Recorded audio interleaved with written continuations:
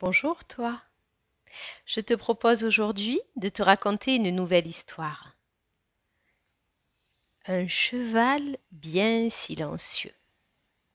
Pour cela, je te propose de te préparer comme on se prépare à écouter une histoire, seul ou accompagné. Choisis un endroit où tu es bien et où tu ne seras pas dérangé. Assieds-toi confortablement. Tu vas commencer à préparer ton corps, à chasser ce qui te dérange, à faire ton petit ménage. C'est bon, tu es prêt? Laisse ton corps, ta tête, tes bras, ton ventre, tes jambes, tes pieds se relâcher. Tout mou, tout détendu. Peut-être qu'une partie de ton corps peut avoir envie de bouger pour être plus confortable, mieux installé.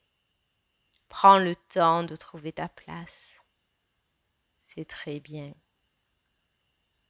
Maintenant, ouvre grandes tes oreilles et ferme tes yeux, car tu vas voir avec ton cœur. Il était une fois un homme qui avait été un enfant, comme tous les autres hommes d'ailleurs. Sauf que lui, il avait oublié. Cet homme aimait les chevaux.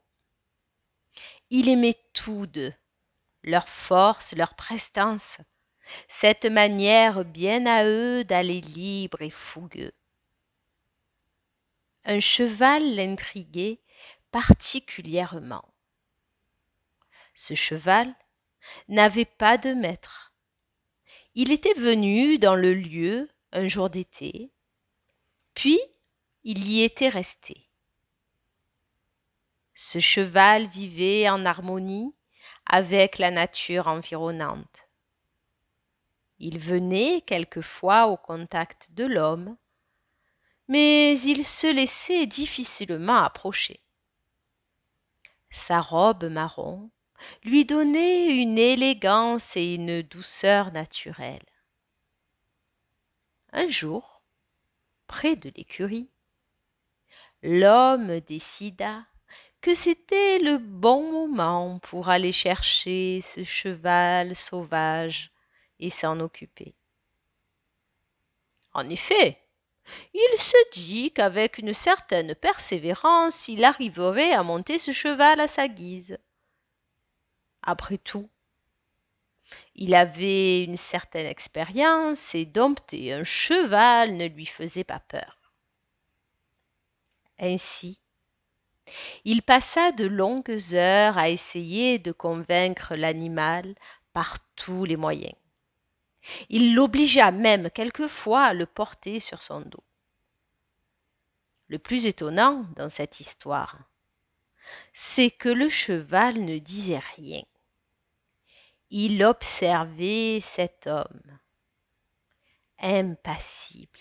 Ce cheval restait là, tranquille, comme s'il attendait que quelque chose se passe. Un matin, après des heures et des heures de dressage, l'homme réussit à monter sur ce cheval. Le cheval accepta la selle, les rênes. La balade s'annonçait plutôt bien. L'homme était fier d'avoir réussi avec force à contrôler ce cheval, à le dresser même. Puis, au bout de quelques mètres, le cheval s'arrêta net et mit l'homme à terre. L'homme en colère lui dit: Cheval, pourquoi ne me laisses-tu pas te dresser et aller librement sur ton dos? Le cheval hennit et il le regarda et lui dit: N'est libre que celui qui trouve seul sa liberté, sa force. Si tu as besoin de moi pour l'être, tu ne seras jamais libre. Si tu as besoin de me contrôler pour te sentir homme, tu ne le seras jamais. Tu sais, quand l'enfant comprend, il en tire des leçons, il apprend et il grandit. Apprends à l'enfant que tu étais et tu deviendras l'homme que tu veux être. Cette histoire ne dit pas ce que l'homme a choisi, mais le cheval, lui, continua à être lui-même, libre et fougueux, et à apprendre aux hommes à être hommes.